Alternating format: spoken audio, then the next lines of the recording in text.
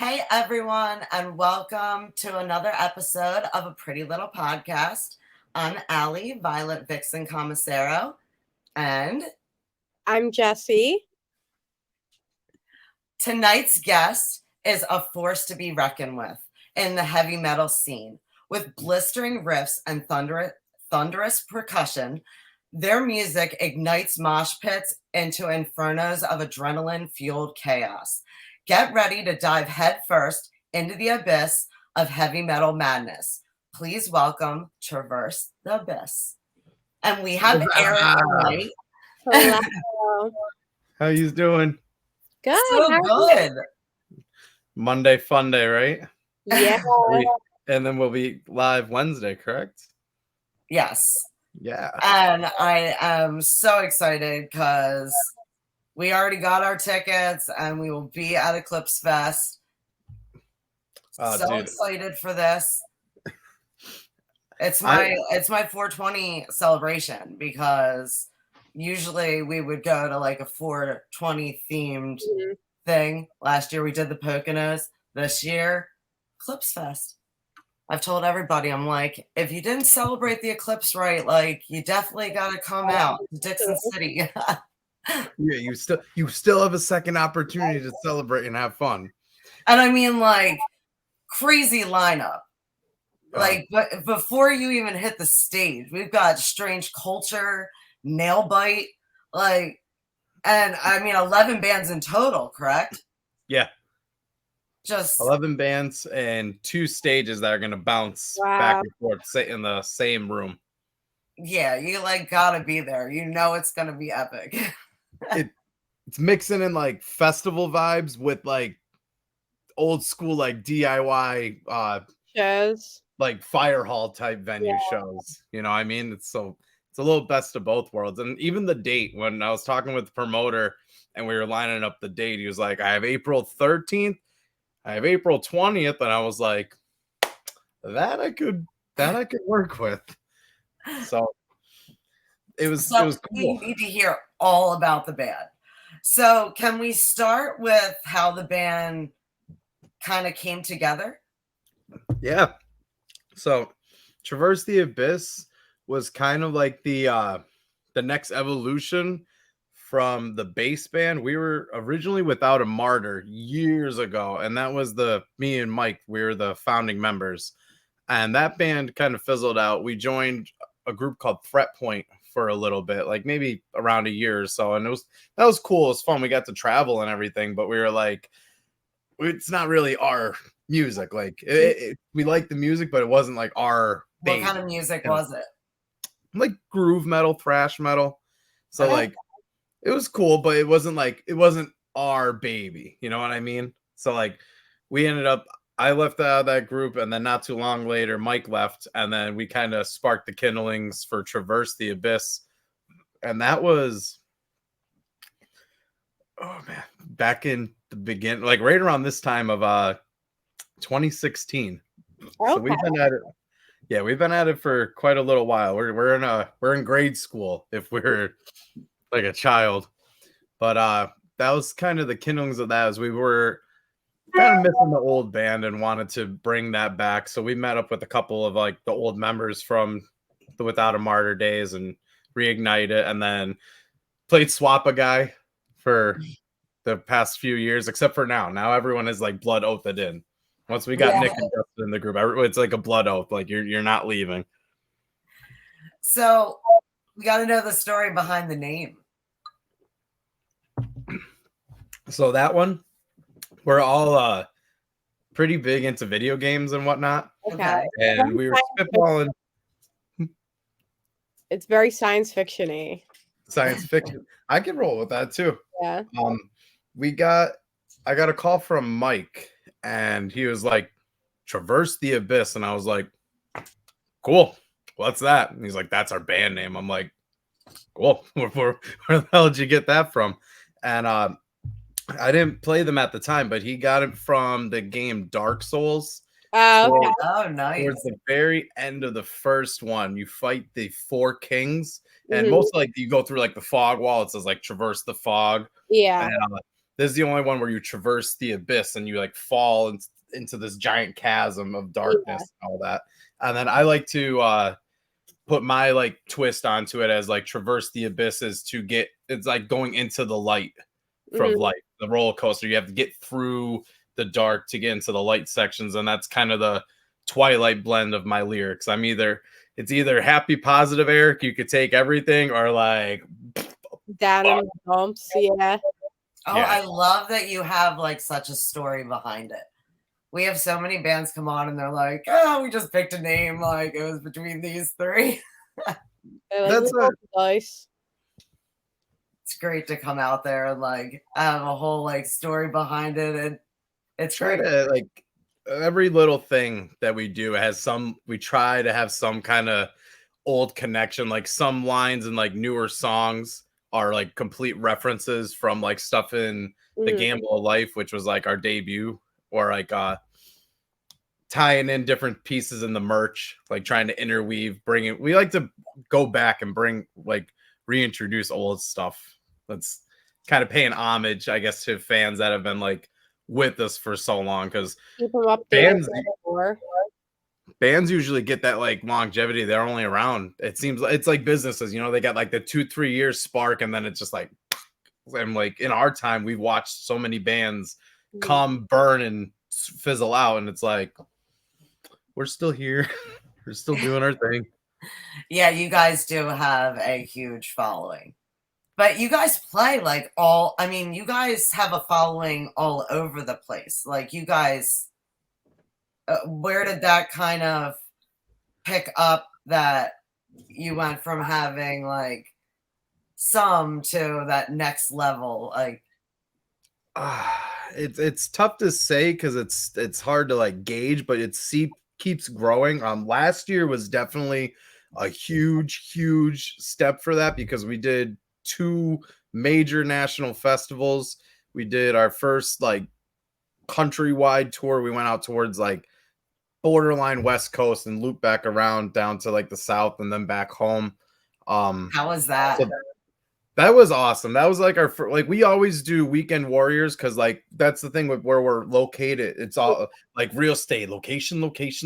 We are in northeastern PA, so we're 2 hours out from Philly. We're 2 hours out from New York City. We're like 3 hours down from Baltimore. So like everything is in a nice central hub. So we could just plan weekend warrior stuff and do Friday we call them home by Sundays. So you play Friday, Saturday, maybe Sunday. Sunday's a travel day. Get home. Everyone goes back to work Monday through Friday. Try to get out early Friday so you could repeat next weekend.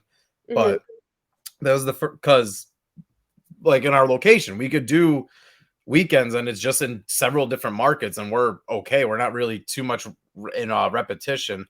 But the tour was the first time we had like a length. We were gone a hair over 3 weeks straight, and that was like our first time getting to be like, yeah, this bus is literally our house right now. And what were some of the bands that impressed you that you got to like see play? Like who opened for you? Like did you pick people from each area? Did you have people? This was a luxury enough on my part. This was something that like a TM did all, and we just kind of got to like, hey, you show up here on this day at this time. But Elysian, they were in Des Moines, Iowa. They were really good. Honestly, where Adema was the headliner, and they kind of surprised me because they were always on point each night, and that was fun getting to like hang with a band that's been doing it for a long time and just kind of getting the ropes, or like reassurance from them, like, damn, like what you guys are doing is good stuff. Don't stop. And it's like, hey, because I've seen quite a few of your shows and you're very high energy. I mean, we feel that there has to be that blend. Like when you want to hear everything that's like more pristine and everything, that's kind of like, that's the streaming services, that's the CDs. Like when you're going to a show, you're paying for an experience, and that's what we aim to deliver, is an experience and that's why we try to be as like crowd engaging. My guys will be running all over. We'll be jumping across the bar and stuff to each other, and just like on my end, that's where I feel the weight on my shoulders as I feel as my job, especially in circumstances where we're opening for like larger bands like Fit for an Autopsy or Attila and stuff, like we're usually the band that like has to be like, you have to set that precedent, you have to set that bar, you have to get them pumped up for the show. And then also for the underground scene, I think the more bands that put on pristine performances and try to put like a highlight, it kind of kills that stigmata that like, oh, it's the local band, you know, they're gonna blow. Like, I don't want to see them. Versus it's like, no, you need to get there early for these groups. Coming up, I believe you're playing with Lilac, aren't you?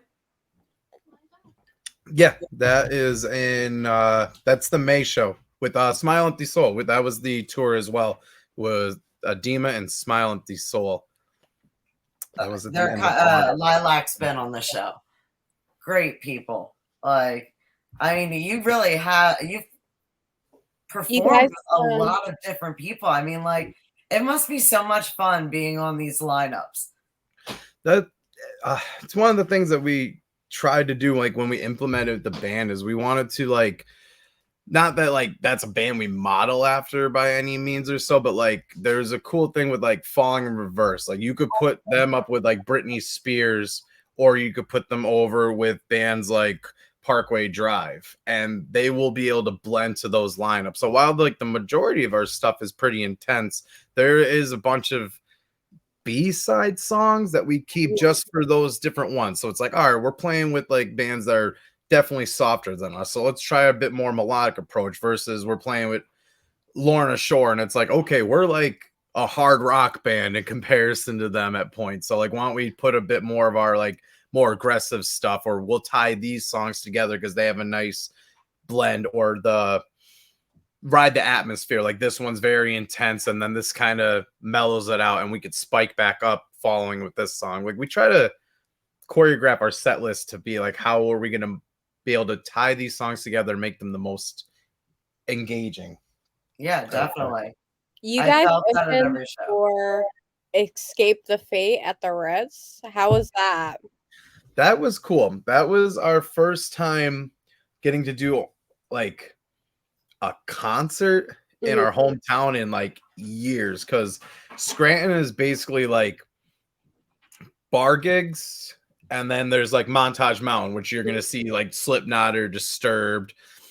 Like, so now we're able to accommodate playing with lineups like Escape the Fate, something that you'd be usually traveling 2 hours to go, like Reading or even Sherman Theater in Stroudsburg.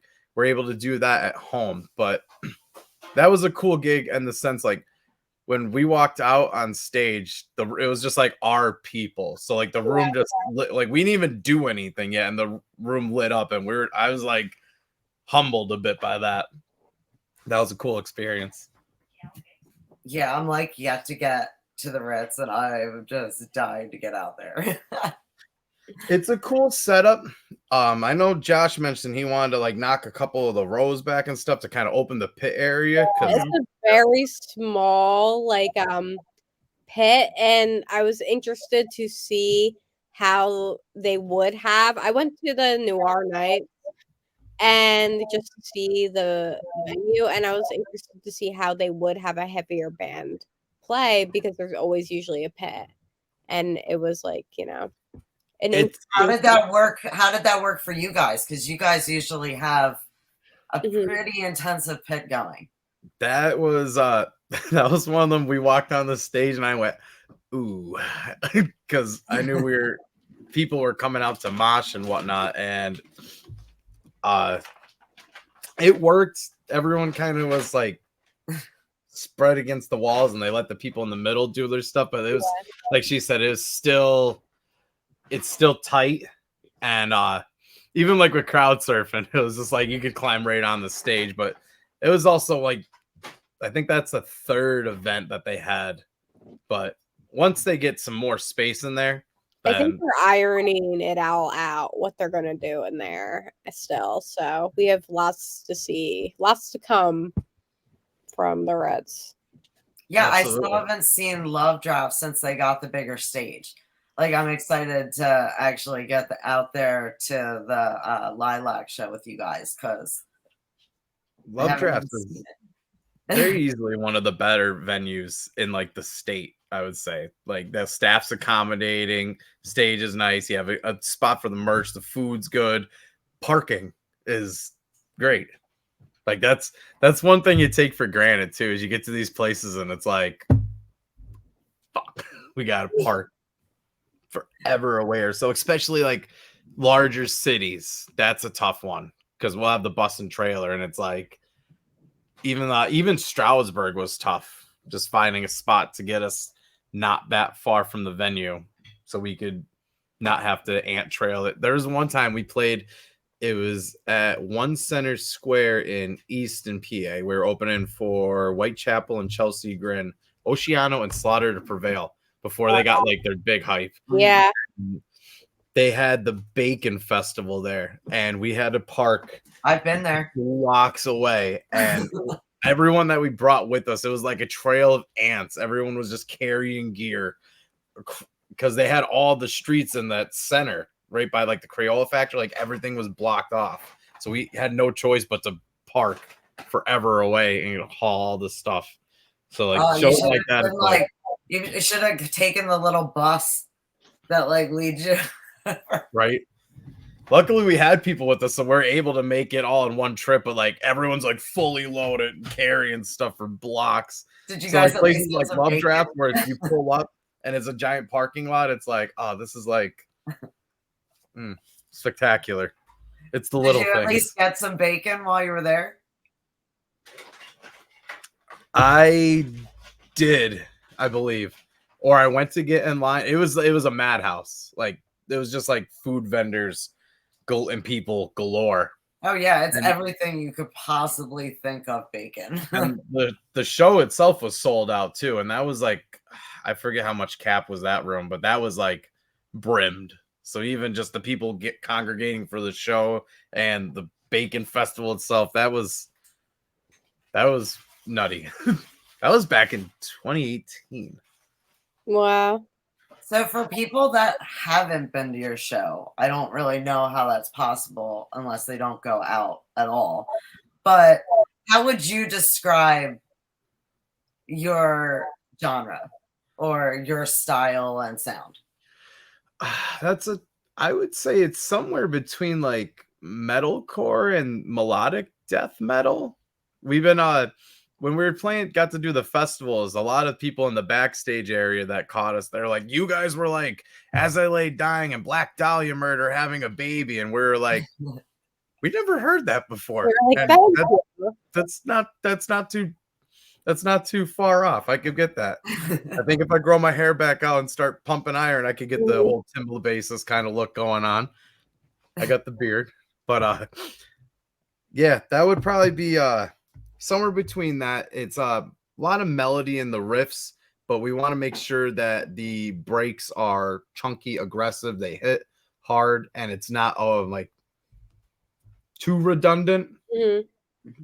We're definitely more guitar driven of a band than than rhythm side, more riffy. Yeah. So what genres and artists have inspired you, and especially with your like newer stuff? That's kind of tough. We're a little all over the place. The newest writings that we're in the studio for now, I know our guitar players were listening to a lot of Bleed From Within, and they like a lot more of like the melodic stuff. So the newest stuff that's in the studio is going to be way more on the melodic side than any of our prior material. It's the songs are all going to be blending together. It's as in one story, so each song is like its own essential chapter. So awesome. That would be more one I would dig onto the guitar players, but I know one for fact is Bleed From Within. They listen to a lot of Trivium. Mike listens to Silosis a lot. So like bands like that. So more into mid 2000s, like the metal going on in the mid 2000s, 2005 or 6. Yeah. Like that area is like, that's like, we might be stuck back there a little bit in our minds. So since you said it kind of like tells a story going through, and I know you guys are really like fun with the music videos, are your music videos going to reflect like kind of like a continuous story? That was one that we're working on right now, is like how to do the imagery. And with music videos, I have a bit of a tough time right now of like translating the message that I would be able to like, all right, we're gonna do 5 songs. So I want, because all the music's cohesive and all the lyrics kind of flow into each other. So all the visuals, marketing, etc., has to go, it has to be uniform. Everything has to be together. So that's one that we're talking now. And I actually was thinking, because of like, for the first time in a while, it's more, instead of like prior lyrics, I like to write as if I was talking with you guys.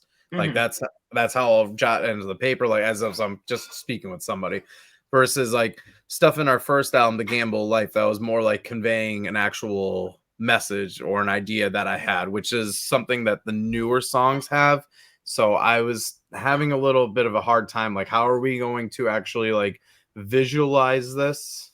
So I'm not feeling like I'm pushing certain idea. I want people to take the message for this new stuff and be able to put their own interpretation to it and find their own inspiration out of the word. So actually for this one, I want to do a bit more like stuff like visualizers with like lyric video type deal, but not like just the same cut and dry ones. I want it to be nice and visual, but like that way, because you get the old school people are like, listen, I like the music and I support you.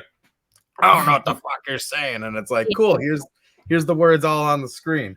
So that kind of remedies that. But at the same time, then like, I guess the message I'm trying to deliver, I feel like is going to hit a bit more when people are able to like, and because I got this from a book. So I want, in that same sense, I want people to read it with their eyes and be able to take it in and then make their own interpretation out of it. Because art is subjective. And oh, I can't wait. Allie loves lyric videos. Like they're literally her favorite. It all depends. Sometimes you get a killer music video. That's sharp stuff. But like, what's your favorite that you've done so far? Somewhere for video wise, I definitely have a strong tie to the Blink music video, because that was when we opened for Motionless in White, and So we got to play right before them. So that was a good grab of what our live shows were like at that time. And that was the first time that we had a very, very large room. Just like I said, jump, and you just watched it wave. And I was like, it was like effortless crowd control. They were ready for Motionless, and we played right before. So they were hooked with anything that we were doing. And it had to be like 1,200 people. So just having that for the first time, it's my first time, be gentle. So having that for the first time was like, ooh, this is. I was watching WrestleMania, and I was so psyched when it was like from Scranton, Pennsylvania, Motionless in White, and Chris came out singing with Rhea Ripley. I was like, we were talking about that at work too, right beforehand. I looked at because all of us are big wrestling fans. So I looked at my coworker Mark, and I was like, yo, I'm like, it's in Philly. I'm like, tell me Motionless isn't gonna play out Rhea Ripley. And he's like, oh my fucking God, you're right. And sure enough, the next day that rolled out, then all my friends were like texting me. They're like, do you got a new bucket list goal? Are you gonna? And I'm like, yeah, to get to that level though has to be. They're her favorite band. I was like, that must be such an awesome feeling. You know, keep your title, your favorite band, like, you know, does your entrance music, like, just awesome. And I love the Scranton shout out. Especially on like a stage like that, because like that's the other thing. It wasn't the main event of WrestleMania, but in the same sense of like a live show, you need that first match, you need that first band to mirror your main event. You need good. It's a sandwich. You need good on both ends. You don't want to just. I hate when people try to like, oh well, we put like crappy bands or something like to make us look good. It's like, no, like you're hurting your audience, and you need everyone to be like, fuck, that's good. I need to come back. You know, rip. And that's what we tried to do with the Sled Dog Entertainment, is like everything that I tried to put my stamp on, I wanted to be like, fuck, I want to go see those bands again. I want to go. So when they see the picture of Mahusky on there, then they already know, like, okay, that's going to be a good event. And that's what we try to pride ourselves on. Even Keith Chappell has been running the torch pretty well. He's been handling it in like Danville area and central PA, and I've been keeping up in Northeast. So like even he did the Reignite Fest last, oh my god, my brain's gonna blank, August, and that was a huge success. So now he's starting to branch off and do his own events, and it's just a coolest thing to see us get to branch out with the brand, especially for like the Eclipse Fest on Saturday. That has been something I've been wanting to do for some time, is just have a place where we could take our regional friends and our local friends and just smack dab and then just get everybody, because there's here I'm getting excited and rambling. Has it sold out yet? I feel like it's like, if it hasn't sold out yet, it's going to. Everyone I talk to is like, yeah, we're going. That's why I'm saying, I'm hoping, I'm like, fingers crossed. But that was what that is like. We do at Scranton, the crown jewel would be the V spot. That's like the top tier of like bar gig you're gonna go to, because they have pretty much a natural flow of traffic. It's in walking distance. They have real quick. What is the venue's name? I keep calling it Dixon City. The one that we're gonna do the Eclipse Fest at, it's the Moon Ballroom. So it's literally, it's a Days Inn hotel, and then the back half of it is the Moon Tavern Entertainment Complex. Okay. So there's a bar upstairs, well, tavern upstairs. They have a stage. That's where we're gonna do the after party. And then if you go to the further around, that goes to a reception ballroom. So I was talking with the guy where I was hashing out trying to find new venues to do sled dog shows, because we love the V spot, but there's other spots in the area we want to try to like get flowing, because V spot's just like cornerstone in our area. If you're going to a show, you're trying to play somewhere, it's usually the V spot. But I was talking with one of my buddies was playing at the tavern upstairs, and I was like, well, shit, I gotta shoot my shot there. There's a couple places I was scouting, and he showed me the upstairs spot, and he was like, did you ever see the ballroom? And me and wifey stopped at the Comic-Con. It's maybe the week prior. So I was like, I saw it, but everything was kind of crammed already. So we went downstairs and we saw the ballroom open, and it is just a wedding reception ballroom. It is just a fucking giant open room. And immediately it just started clicking. I was like, this is the location I could actually do this at. And what I've been wanting to do is what I fell in love with years ago at festivals, is just you walk in and there's a band on one side of the room, and when they're done, immediately the next stage fires off. And it's back and forth, and it's stimulating. There's a lot going on, and it was the perfect size to be able to do two stages. And like I mentioned, I like bringing in our regional friends. All the bands that are on this, minus Fight From Within, there are out-of-state guests. They're from New York. All the bands are either Scranton Wilkes-Barre bands, or you're from a 2-hour radius. Nail Bites in central PA. Vitruvius from down in Reading area. Desolation is from Philadelphia. So that's cracking into that 2-hour radius. So everyone's pretty much drawing in that nice central hub. And if bands are running targeted ads, etc., that's all hitting right in that's hitting that spot perfectly. So that's kind of like the choreograph to that. That's awesome. It's all lining up. So before, you had said that you played 2 festivals last year. I remember Louder Than Life. What's the other one?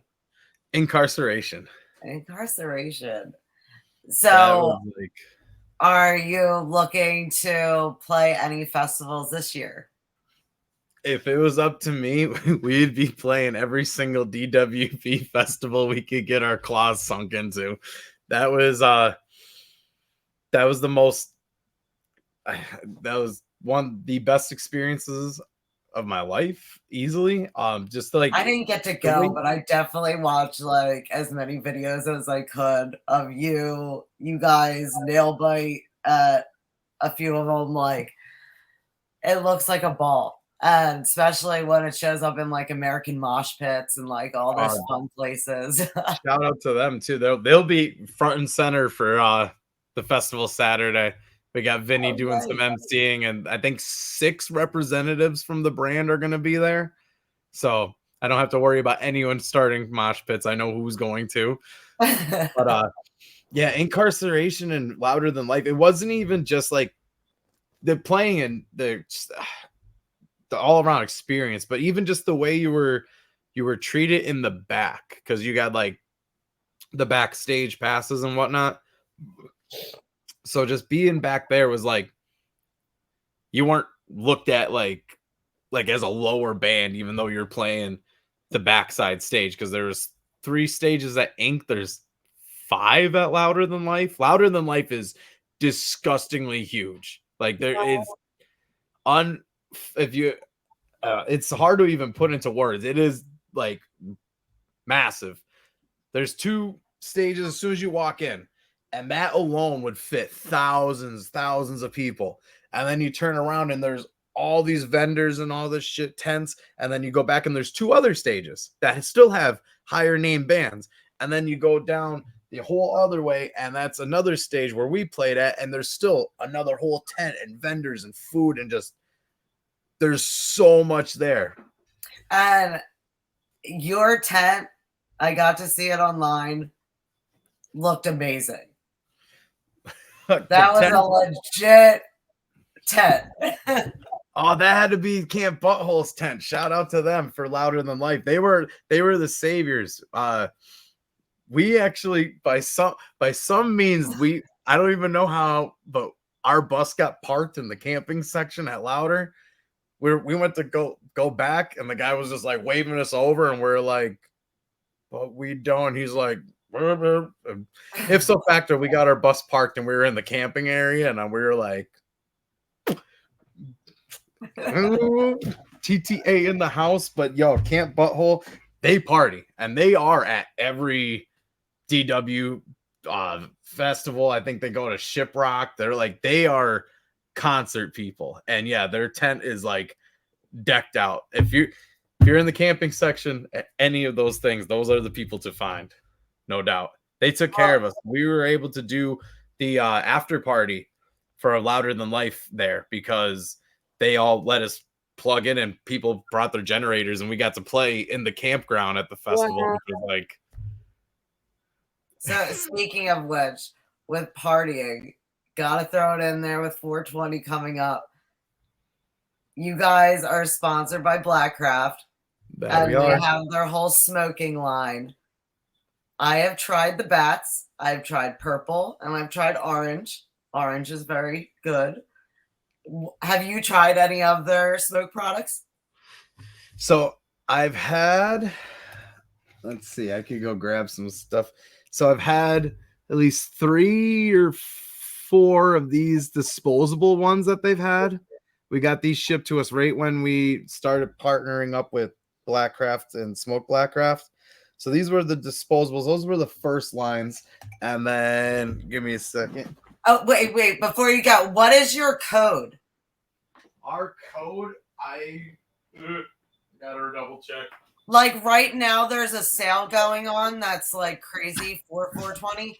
So we put that code on right now for viewers, but we want to have your code because I got to do some email digging. Yeah, I like went back and tried to find it on your Facebook. We had used it when we ordered the bats. The bats, I didn't get to try any of the gummies, but this guy here is the coffin shaped pipe that they have. Wow. This is like, oh, that's awesome. This is like my best friend. We are very close, and then I've joined in, and I have the grinder as well, a little key catcher. So I have the smoke products. I have the glass and the grinder, and I can't recommend them enough. It's that straight chilling piece too. So once it starts getting gunked up, you just, it's easy to clean. I hate that with glass pipes when they have Yeah. the bowl at the end, and there's that chunk that you can't get to. Even when you boil it, you do the alcohol and salt trick, no matter what, there's that one chunk, and it's like. So what other products do you know, like, because they're always coming out with new stuff. I didn't get a chance to hop on before we got on here, but do you know of any other products that they either just came out with or? I saw new flavors for the gummies, I believe. I want to say one was a pineapple. You know what? The orange ones are definitely stronger. Like one of my friends actually had eaten one of the orange ones and went on to me for like 20 minutes about how they were thirsty and needed water and like didn't want to get off the couch. And then from there, like we got off the phone and they went up with their wife and they were like laughing at all like just random things off of HGTV. So I was intrigued after that. I had to try it. So at 420 Fest last year in the Poconos, I was like, yeah, I got to try these gummies. And everybody said orange. So you getting an order of the bats for this weekend? I actually, yeah, my friend has a few left. See, there we go. That's the rule. That's the one thing that everyone's teasing me about. They're like, listen, I love what you're doing. You have a good mind. They're like, when do we have our smoke break in between these bands? And I'm like, you got to have the same struggle that all of us have at the festivals. They post those lineup-ins and you're like, oh man, I want to see As I Lay Dying, but they're playing at the exact same time as Parkway Drive. But the Warped Tour syndrome. How many times has that happened? Definitely seeing this band and this band, they play at this exact same time. How do we do that? You know what? You just kind of make it flow. It is 420 and like everybody's probably going to have their vapes and it's probably going to smell like straight weed outside the door. But isn't it a family-friendly event? So, I mean, as long as it's outside of the ballroom, as long as it's outside of the ballroom itself, we're good. Because that's the one thing the dude's like, yo, as long as you gotta let people know we can't just be vaping inside. Because something with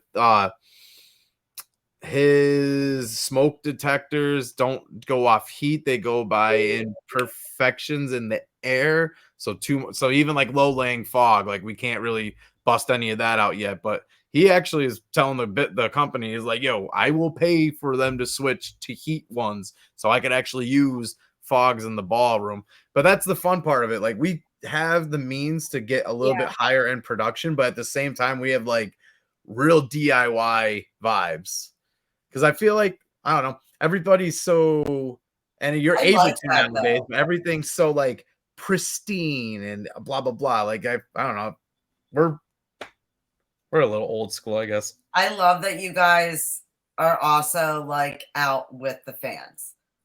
Like I know at HMAC, like you were just like chilling at the bar, like with a whole group of people around you. Like I didn't even realize that it was you until I saw your Louder Than Life shirt. I'm like, wait a second. Yeah, that's the fun of it though, is getting to socialize and meeting the people, getting to the human connection, you know, getting a story exchange, go and smoke with some people, have a drink. And then like also we enjoy music ourselves. So we want to go out and watch the other bands. There's no, I don't know. To me, it's when you're just sitting in the back or like you're not around in the crowd, like you're not making the most of your time. Yeah. You know, like I don't get the whole like, well, we go right to our green room. Like, I guess it depends on the tier of band. Like, if you can't get a moment to relax, like Attila or so, like if they're out in the crowd the whole time, I'm sure people would be bombarding them, or like Will Ramos from Lorna Shore, like on tour. Because even on ourselves too, like on tour, we were out the crowd pretty much the whole time. But there's just those couple moments where it's like, all right, I need to like, which tour is it's a different animal too, because you don't get to like go home on Sunday and just be like, oh, fuck, that was cool. It's just like you're kind of staying in cycles. So there's like alone time is like maybe taking the truck stop shower. That's because the bus you have the whole crew, and then you get to the show, that you do that, then you get out and still with the whole crew. So it's like, yeah, I think potentially shower time might be the only like Now I'd love to ask, like, time. when you guys were touring, like, do you guys play pranks on each other, or does one person play pranks and the rest of them get mad? Nah, we're all pretty bad. Nick seems to get a lot of it. Oh man, we had like with Smile Empty Soul, there's these stupid Nerf gel gun things. They're like little pellet guns, like little gel, and they had them when we started in Colorado. And so I think by the time we were getting over to Wyoming, that was the third show. All of our guys at the Walmart, they buy a bunch of them, and we're meeting each other in the random, because everything out there is like bar. So it's like the only Pilot gas station you're going to is the same one that everybody else is. So we would see their vans and they'd start shooting at each other. I still have the videos I got to edit and from the tour because I've been lazy, but we kept up with the fucking gel things for quite a while. And sometimes Nick would be sleeping. Like Mike would shoot him in the leg and he'd be like, oh, fucking stop. And the one time he got mad and he punched up, but the bunks are so small that he punched the wood of the bunk. So it was like a double fail on his end. And then it's just there's 6 male on the bus. So like we're eating fast food and shit like that. So yeah, like once everyone starts farting and everything, like that's where the torture is. And like I have no shame like that. I definitely get involved in that end. I would say me, Nick, and Dave are probably the ones that torture everybody on that end. And that's we pretty much always just fuck with each other pretty good. But yeah. So you guys gotta have like some fun stories from in the recording studio.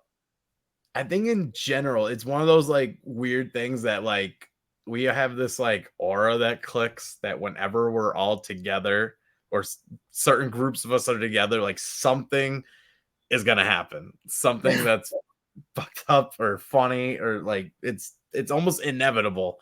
We were doing was it the video for Only Human? Yeah, it was Only Human, and we were in downtown Scranton. And Jamie was still relatively new at that time. And we were telling him the same because he came in around COVID. So everything was still kind of slow at that point. And we were telling him, like, yo, like, I'm telling you, when we're together, like, weird shit happens. And he's like, yeah, I don't, blah, blah, blah. And sure enough, this old lady comes over and she's shaking and she's like, you. And he's sitting there. You look like a nice young man. Do you know someone who has a dog who would want this? And she just pulls a bone out and she's handing it to him. And he's like frightened. And she's going on this like random tangent. And me and Mike are just sitting there like, oh, we soak this in. This we enjoy. And Jamie's like, he walks away. He's like, how do I not know she just didn't try to hand me a human bone? We're like, we don't. But that's the fun of it. So like, they got that. I get it. As someone that attracts weirdos, I get it. Yeah, it's a thing. And when you're around those people, that like audiates and fucking manifests into greater proportions. They're in South Dakota, and we're smoking with Chris from Edema. I got to actually watch the video on that one. They're smoking with Chris, and he went into the venue right as this like crackhead guy comes over to him, and Dave has it all on his fucking GoPro. The guy's just like rambling on, and I'm like, see, it's just it's everywhere. That's what keeps it fun is the stories. Yeah. So I know we already talked a little bit about music videos, but we love to ask, are there any little hidden things in any of your videos that you can think of that fans can kind of go in and look for? You could definitely see how many different hairstyles I went through. That's probably a fun one because I have the tendency, I grow my hair really long and then I cut it and then I do like a fucking bunch of different stuff with it and then just grow it back out. So that's probably a fun one. Faucet mouth into Frankenshuffle is like its own thing because we try to make like the story tie like with the videos, but most of the stuff that was filmed, let's see, Faucet Mouth was done all in one area, and then Frankenshuffle was here and the Frankenshuffle video, the very last part where like everyone's having like the little party at the end, that was filmed in the same section for Faucet Mouth when we were all like punning on different metal. Like I was all like doing like the glam look, and Mike had the super deep V-neck cut for the metalcore bands. Like that was filmed in the same area. It's mostly in those two videos.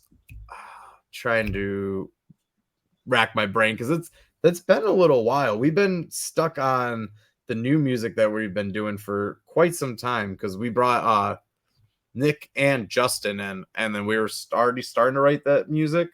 And now we kind of tweaked it to bring in their incorporation. So like you got me thinking back a little bit. That was a good one. Let's see. We recycle a lot of the same people. So throughout, actually almost minus maybe Deadweight, like Failure, Blink, Second Place Superstar, you'll see a lot of the same faces that come to like our local shows and stuff. They were either like actors or just in the audience, like quick flash clips and stuff. So almost like an Adam Sandler movie. We continuously hire our friends to help us out with stuff. So that trying to think what other pairings. There's a couple other funny, uncanny ones that's Faucet Mouth into Frankenshuffle because I did something with my house too, because we did most of Frankenshuffle is like right here. Like that video was like right behind me. That was in the living room on my porch. Then we went over to Tim's house, and then we went over to Jamie's warehouse. I'm rambling. I love to like go back in music videos when guests tell me things and kind of search it out and find it. Yeah, I would say see how many of the same faces you could see throughout all the different videos. I would say minus Deadweight. So even the most recent with the Laid to Rest cover. We should definitely get like a thing going on Facebook, like ask Facebook, because your fans are really like active. Like they would have that number in a quickness. They could win tickets or a merch package or something like that. Get a snippet of a song clip. Yeah, that's the way to go. Ask them how many hairstyles you had, or like how many times that you showed a certain room. Be a whole new way to get people watching the videos. Yeah, it's tough now, and that's one thing. Even with like the lyric videos, I was thinking is like the cost of music videos. You could, I mean, digital, yeah, you could spend some money, but like usually music videos are exponentially higher than lyric videos. Yeah. And what's crazy is we're in such a microwave mentality mindset nowadays that it's like I feel like it sucks. Like you drop mad money into something and it gets like whooshed under the current because everything's fast. Like Nailbite hits it on the head with like they're releasing music constantly, and I'm like, fuck, like how do you keep up with that? You know what I mean? It's tough. And they handle it very well, but it's a tough blend because you put something out and everyone's like, dude, that was sick. What's next? And it's like, they like pull from all different like genres with theirs. So I mean, I'll like one song and I'll be like, wait a minute, like this one, like the new 80s one, like that one sounds like it could be in Stranger Things. I like when Johnny busts out the sitar. and they get that whole, Yes. like, Middle Eastern vibe to it. Like that's cool and distinct. So like shit like that, or like some of the key pieces that they have, they're just a great band. They were another group that we just hit directly off with once we met. And Speaking of that, are there any elements that you'd like to experiment with your music in the future? it's tough. I know a lot of the guys want to add some stuff like more like ambience in like the backdrop, like essentially like in the backing, like doing backing tracks, but stuff that it'd be a pain in the ass just to perform live, like orchestra stuff and big string sections. So that's something that they're pandering into. I personally want to kind of venture off a little bit from what we were doing because, so, like I said, our stuff is really uniform that we're working in the studio now. So I wouldn't mind doing a bit more like when we're doing the Gamble of Life album, we tried to like just write off completely different influences. Like, all right, this one has more like a pop punky vibe. It's more upbeat than the other stuff. Or this one we can make kind of that really openy, bouncy metalcore type style. Or this one's drive. So I think like going back into that aspect that would be fun on my end, and then spreading the roots further out from that. So it's like I would like to do something on our end that's more like new metal in the sense of like maybe like Korn or Tala, bands like that, where they have those really weird sounds underneath it, but the vocals are more into like a heavier rap spectrum. So like something like that could be fun. Or like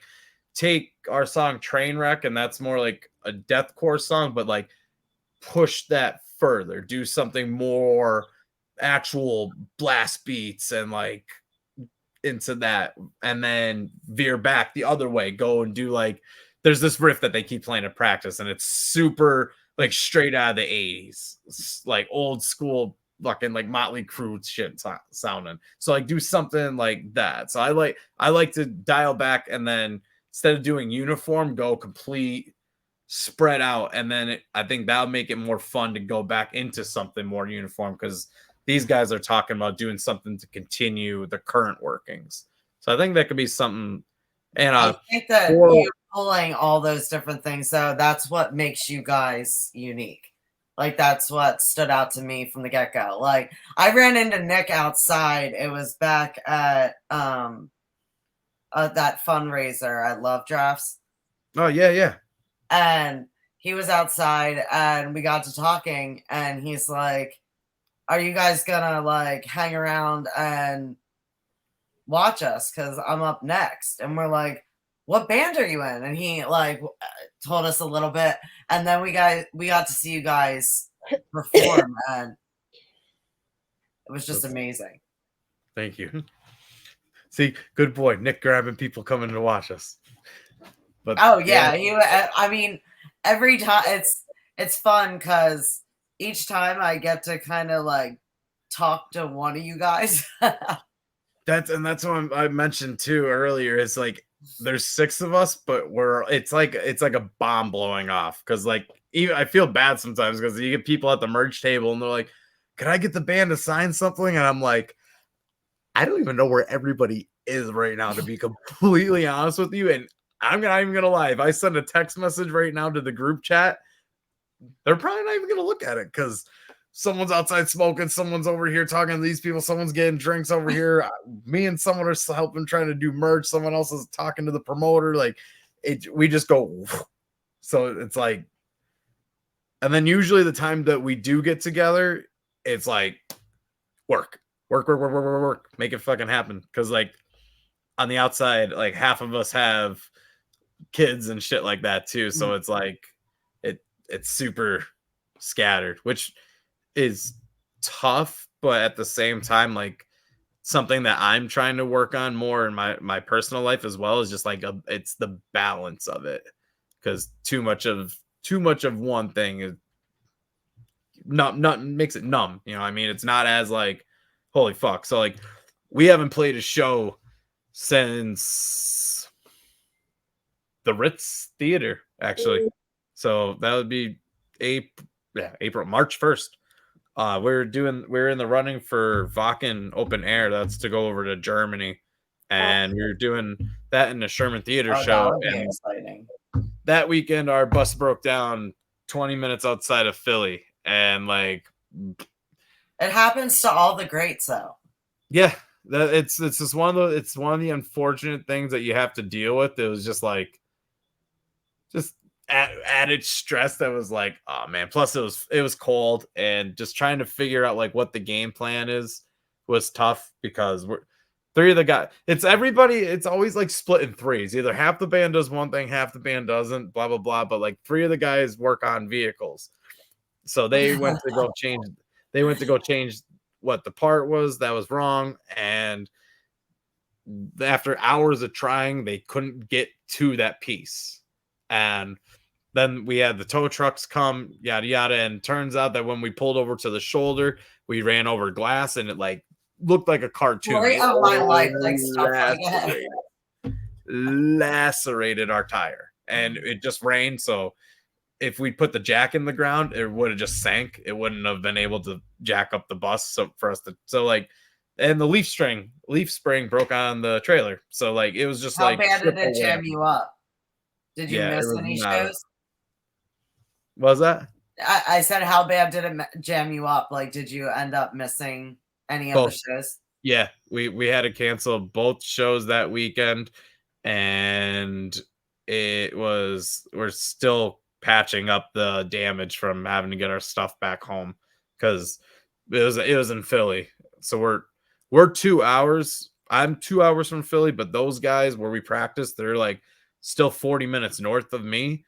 So it's like basically a 3-hour drive for them. And just even arranging that. Luckily, we won a contest for Road Hounds, which we earned some prize money. Yeah, we have Josh coming on in a few weeks to talk luckily for them, they the prize money is going to help patch us up a little bit.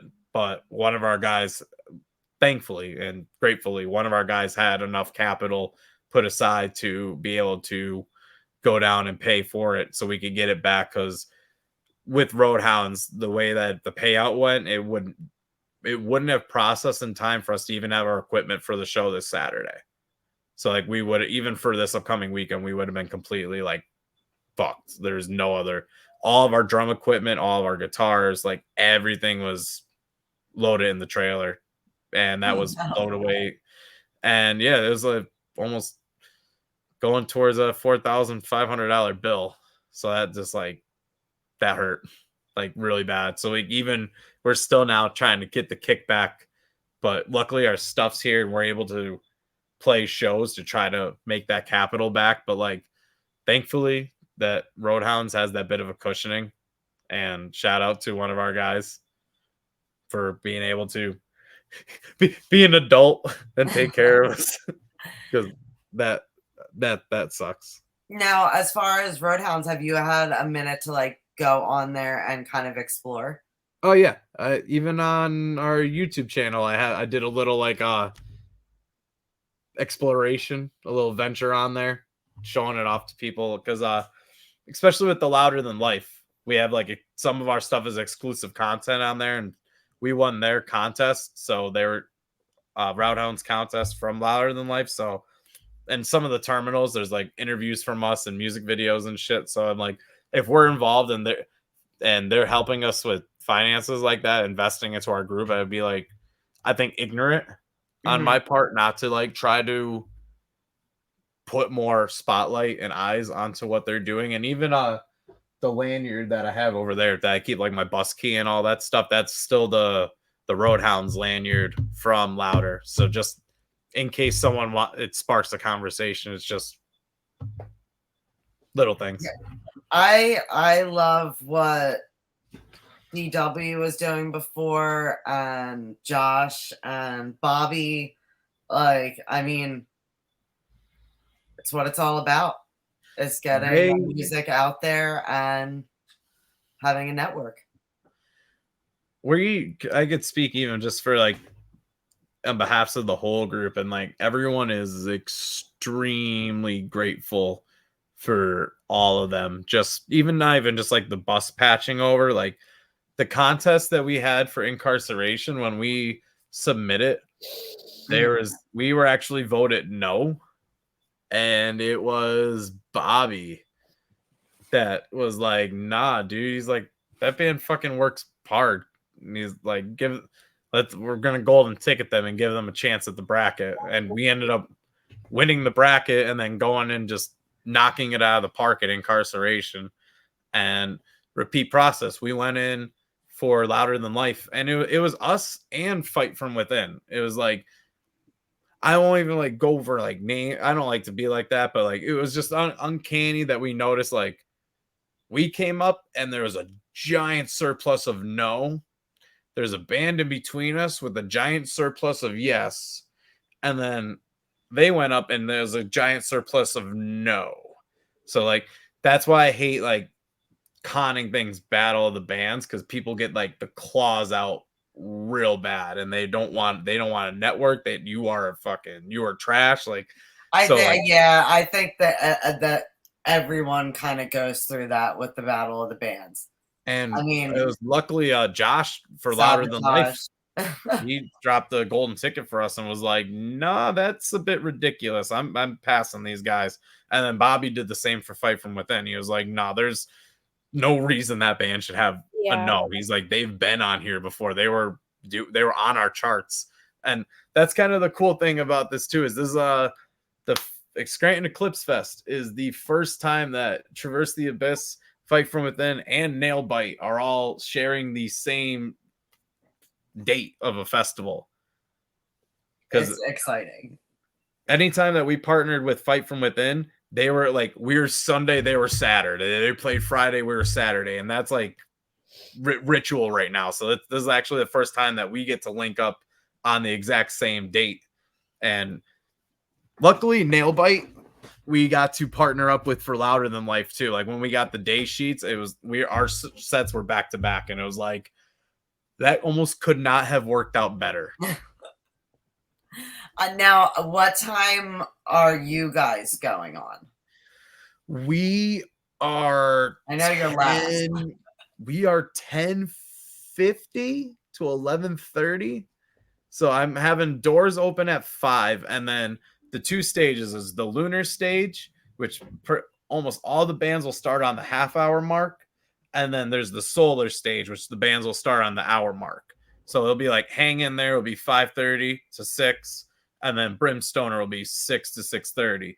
Then Strange Culture will be 6:30 to 7, and then Desolation 7 to 7:30. And we're gonna bounce back like that. And just because us, Nailbite, and Fight From Within got to perform on many of the larger festivals, I gave us all just a couple extra minutes because we're like the premier closer bands for that.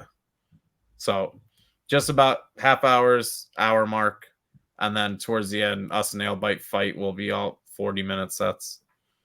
And then it's a good distance for us, so we're leaving like earlier in the afternoon, so that we just in case there's traffic. and that's the coolest fucking part with the festival too, is it's in a hotel complex. So I've been starting to push out to people the link to get to the hotel, and I'm like, yo, save yourself the drive. Like literally snag a room, and because we're doing an after party as well. As soon as the Traverse set's done, we're gonna pack up and we're gonna send everybody upstairs to the Moon Tavern, and they have pool tables, dart boards. We're gonna have karaoke, DJ going on.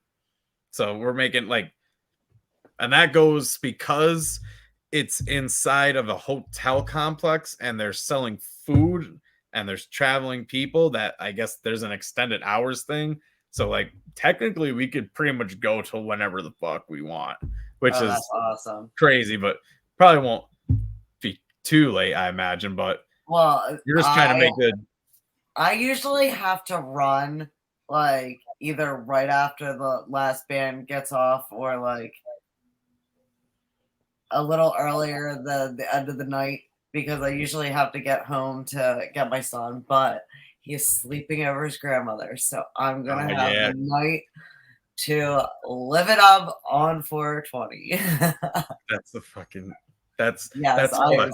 so excited. I'm adulting. I'm gonna go out, be around adults. Yes.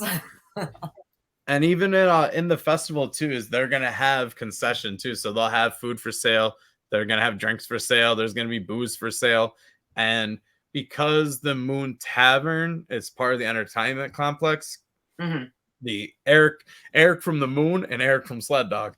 Eric from the Moon, I'm pretty sure he said he's gonna pass for people to be able to go upstairs, grab food from the like if you don't want whatever the concession Mhm. food is that they have, like you could go get an order to go from the tavern upstairs and bring it back down to the show. The whole middle section of the ballroom we're gonna do as like a little like picnic uh snack area and also like Oh, seats. awesome. So after 6 hours, you could be like, I want to sit the fuck down for 5 minutes. Because like irritability, we notice like with shows sometimes when they're longer like that, you even if you're not moshing or jumping around, it's just like, I want to sit down, or like you got to someone has a hurt leg or something, have a medical condition, I mean, they have a chance that they could just chill for a little bit and you don't want to stand and eat. So Yeah, that's great. Like, we, I love places, first of all, that serve food later. Yeah. Like, it's hard because a lot of the places up near me, dude, they're closed at 8 o'clock. ooh, Like, what? What? Nobody goes out past. I mean, like, I get hungry later. Like, the only place I can go is Wawa.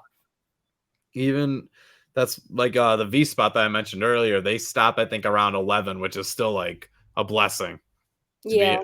because there's a one time for a while I was a supervisor at Spencer's, and like usually you don't get out of the mall until 9:30. So it's like if the kitchen's closed at 8, what's that I could, yeah, I'll call and order my food ahead of time so it's chilling for 2 hours. Oh my gosh, you I probably love have like chilling. such fun stories from like weirdos that came into Spencer's. Every Oh time I'm in Spencer's, there's just someone that's just acting bizarre. oh, it's that is another like What's almost the one that comes to mind? oh um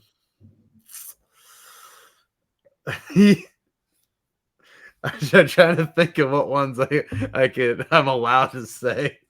Oh, you can say them. Like, I'm sure Uh, there's like weirdos that go into the back into like the naughty section.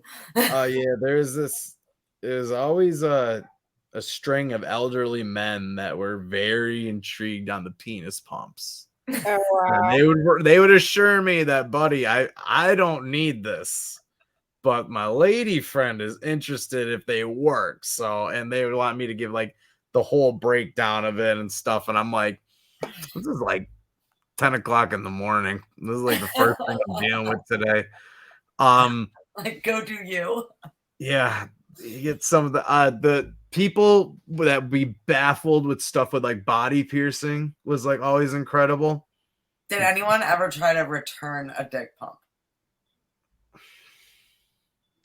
They would like they would try to return the dildos and stuff and be like, here, check this. The batteries aren't working on this. And I'm like, I am not fucking touching that because I Yeah. don't know what you did. The one girl, one of my favorites, she bought one of the stripper poles, and Mhm. then they have it. That's like a giant thing on the receipt is like, due to sanitary reasons, we can't return that. We can't give Mhm. cash back, Mhm. yada yada. So the girl comes back and she's arguing with our manager, and she's like, I specifically asked if I could return this. They told me yes, and she kept specifically, and I'm just up there chuckling. I'm like, if you Atlantically asked, they would change the answer, and that like lives with me forever. Um, the girl that pierced her own belly button and comes in and she's like, "Is this look infected to you?" And it's like fucking green and oozing, and it's like, Oh, ooh, or like even like you're giving them like the aftercare stuff, and it's like, yeah, you should use this if you're going to get the piercing. And well, why do I need that for? A good one. They just pop the gauge out and they hand it to you. I don't know what size is this. Could you measure this for me? I haven't taken these things out in forever. And it's like, I don't want to touch that shit. I have literally plugs, just go to the I know what mall it's for like if I don't. Spencer's and Hot Topic. They're like my two stops. But Oh. so as far as any like projects or collabs, do you have anything in the works or anything that you'd like to put into the universe to possibly get in the works? Not. I have one cool one coming up. A couple of our friends that we were talking about earlier, some mutuals, they're asking me to lay down a couple vocals on a track, so that's really cool. Do it. We're here And for it. let's see, collaborations or anything. Not entirely offhand. I think that'd be like, I don't know. We never really collaborated with anyone too much on that aspect. Like I'm interested in doing like some vocal features, but I want to get into doing covers.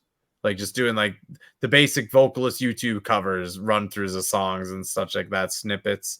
And doing like even cover songs. Like we did the Lamb of God cover last year, and we wanted. I personally am trying to get everyone to set, like, toughest part is 6 guys getting everyone to decide on one Didn't song. you sing that at X Max or H Max? I think so. I think you did. Yeah, we did. And yeah, that one we did. And one I would like to do is I'd like to take like an older rock song or like an older metal song and like modernize it, like do it like Shout at the Devil by Motley Crue or something, like add the like high vocal to it. It's similar to like Vince Neil style, a little bit more grit, bass end to it. Something like that. I'd like to take something modern that's charting and do a reimagining to that.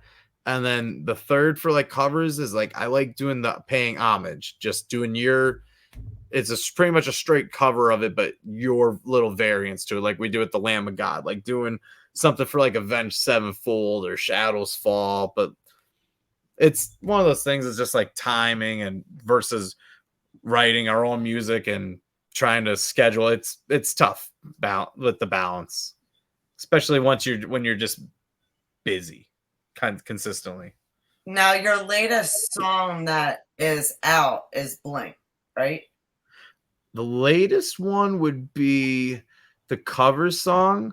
Following that would be the Smiling and the Suffering EP. I think it's over here somewhere. Nope. Yes.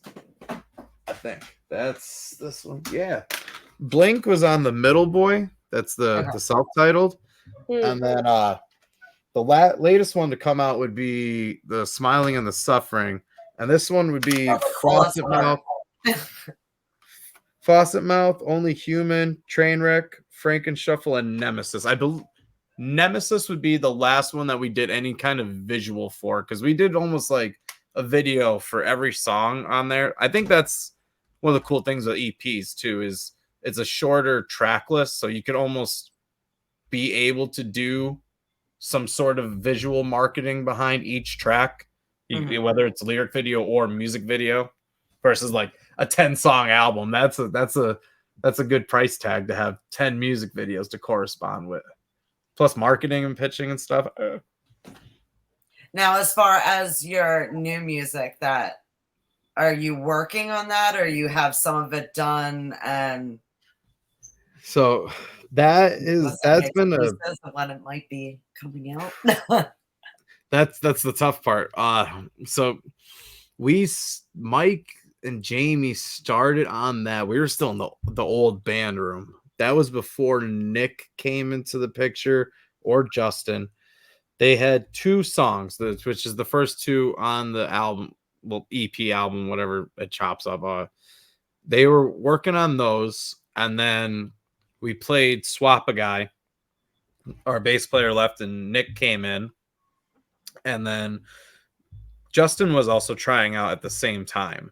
So we had a weekend where we had to use Justin, and we all clicked together too. So it was like, this is tough. And we pondered using 3 guitars for the longest time, just because you could do 2 guitars matching in harmonies, but 1 guitar stays locked in with the bass, so it's still fat and full. Versus when we're heavy, someone could do some like cool effects, but you still have full band just punching on those really hard parts where it needs to. So once we had Justin and Nick and we are like, yeah, this is cool, this is what we should do, they started being able to piece some of their stuff into the 2 songs that were established. And then by that time we were on songs 3 and 4, and same thing, they got their mainframe and then they were able to like add their parts to it. And I feel like the 5th song out of the new ones, I think that might be the only song that like the 6 of us were collectively like together when that was being constructed, because it was, so this has been going on for years, at least I want to say since 2022, so almost 2 straight years or so we've been writing on this stuff. Like Mike tends to be like, he wants this to be as pristine as possible on his end, because he wants to make it as big of a bank in comparison to our older stuff on guitar parts, especially. Like, you know what I mean? You guys are to the point where you can kind of do what you want to do. So yeah, and he wants to let it shine a bit more, because it's more. I say that this newer stuff is definitely a lot more going on with the instrumental aspects of it. But last year in the summer, we started actually tracking it, and we tracked until right about until the time we went to tour, which is at the end of August. So we tracked, I think, maybe beginning of June until August. And then we went on tour. Then we came back. We had the festival like a week after we came back from tour. And during that time, the guy who we were going to record with, he moved to he's still in the area and everything, but he has the studio through his home. So we weren't able to really even go in and touch up on anything until he got himself situated and settled, which just recently we're actually going back in, because we were like 75%, 80% done with it. And then we went on tour and then he did the move, and it was just like not lining up for us to. And like technology, of course, there's. So you had to estimate. If you had to estimate when you would like it to be ready. Let's see. If it's April now, I would say before we should, realistically, if we're working on it, we should have everything done for June. Then as long as I have the stems of everything, that's when I'm going to go. We're hunting down now, like who we want to do the visuals for it. Mm-hmm. We already know who we're doing, like the track artworks and etc. But to go to like the lyric videos, who's going to actually do the the digitizing for all of that? That's what I'm currently hunting on. You got some choices, don't you? You're gonna have some choices around you, because a lot of your friends. That's the hard. That's really, it's going to be one of the hard parts, because there's a lot of fucking just great people in the industry. And you it's might also have to alternate them. Have one, have them each do one. That's what's tough though, because we're trying to keep everything so uniform. That's kind of why I want to, in our next stuff, I want to kind of just branch out a little bit and just do some fun shit. Because then that also opens up, if we're just doing singles and bumping singles, to being able to work with as many different people as possible. While this one, I feel like it's more streamlined. Like whoever recorded it, we're recording with them. My lyric stuff's flowing with that. The imagery will flow, and even the artworks for the singles are all gonna flow. But trying to stay with modern music releasing and stuff, they say it's like 6 to 8 weeks per song. So I'm taking that in perspective, and then how long these guys want. I was definitely expecting you to say like August. I could hope to have at least 2, like the process be like, if we're bowling, I'm arched back and we launched. I want to at least have some of the songs out by August, at least 1 or 2.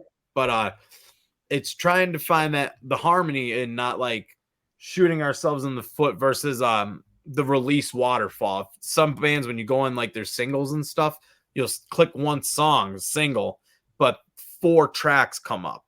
And that's a way that, like, okay, you click their newest single, but it's still playing through, and it kind of builds up for your plays for EPs. And that's all like stupid behind the scenes stuff that I nerd out about. So I'm like, this is also one of the times where I'm like, ooh, we're not rushing to have to release something. So let me get my claws into this. Because I nerd out over shit like that. That's where I come in.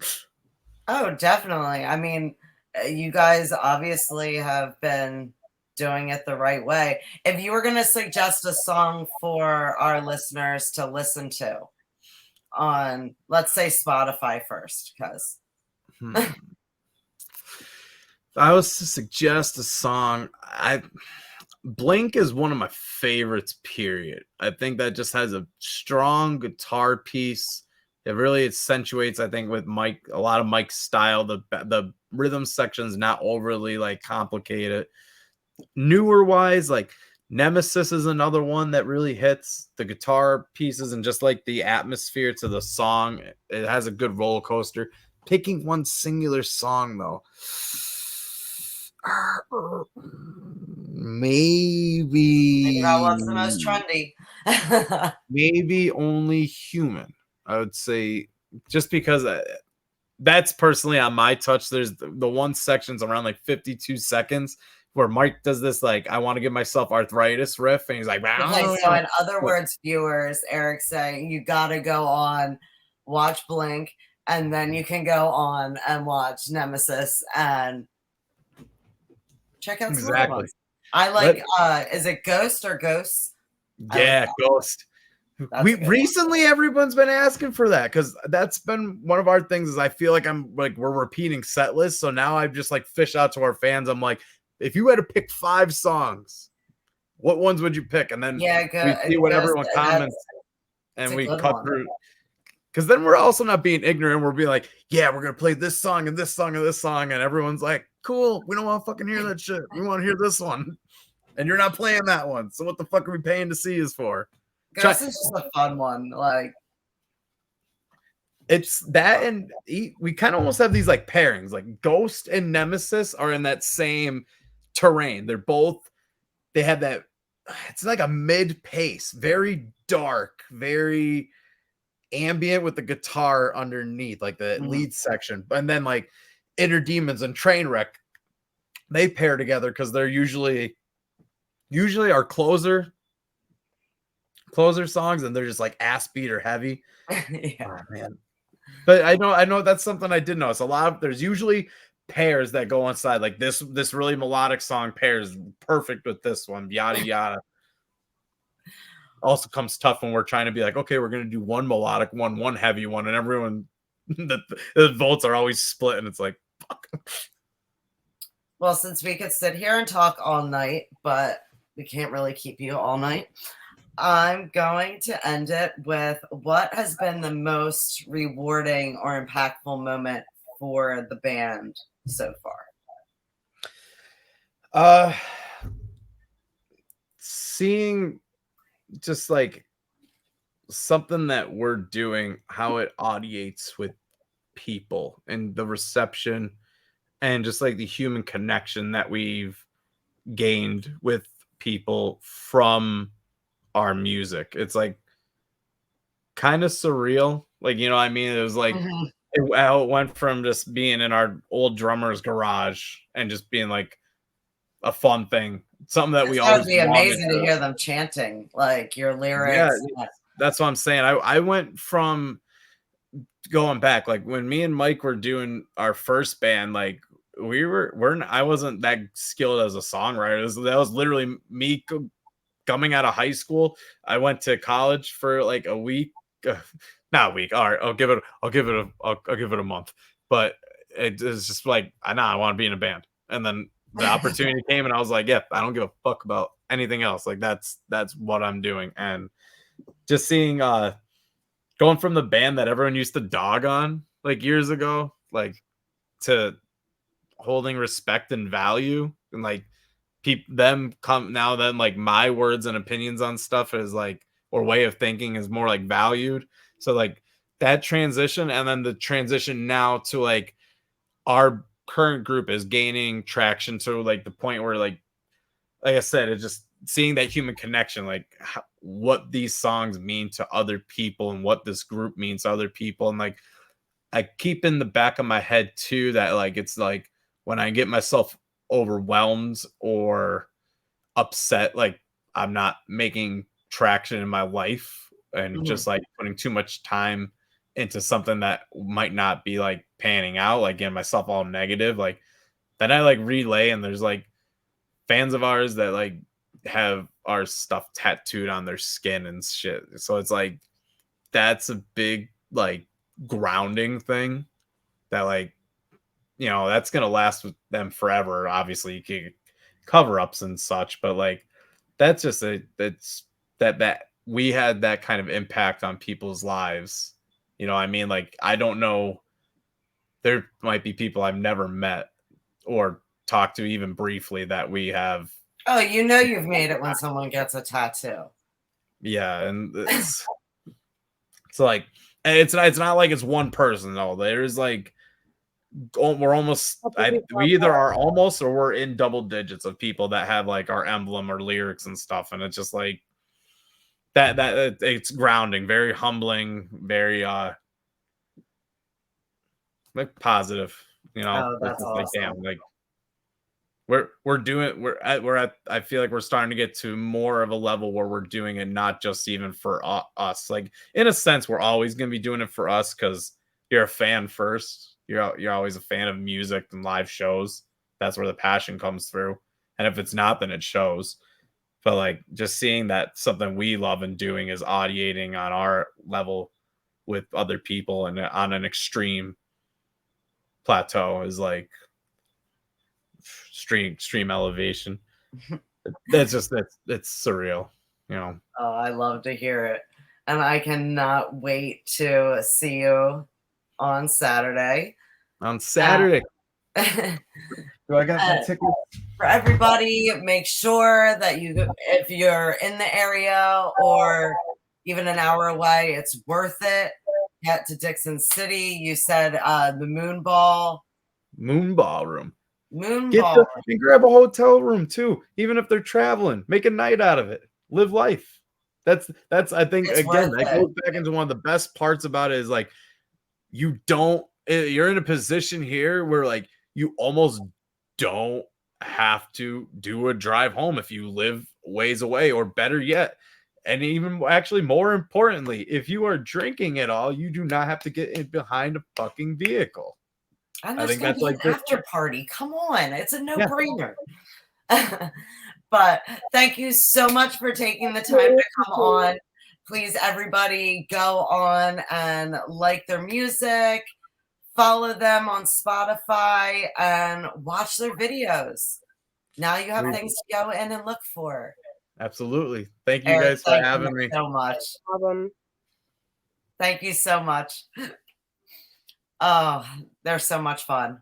I can't even wait for this weekend. It's going to be so wild, and I just I can't wait.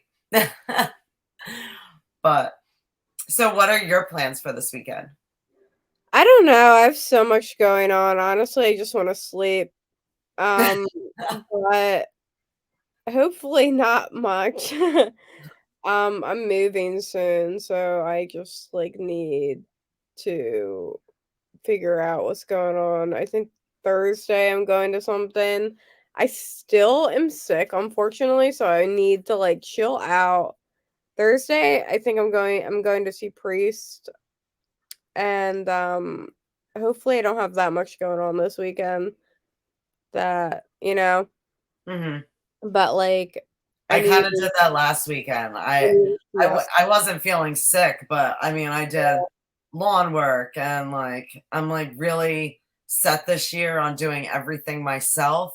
Yeah. And not having to rely on other people to even like do little things like mow the yard, this and that.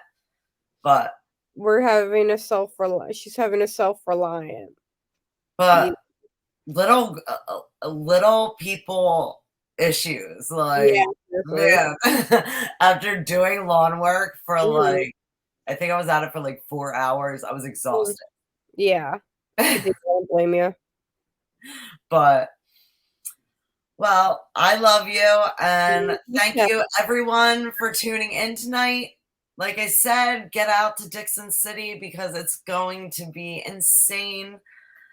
And hope everybody has a great Wednesday night. Bye.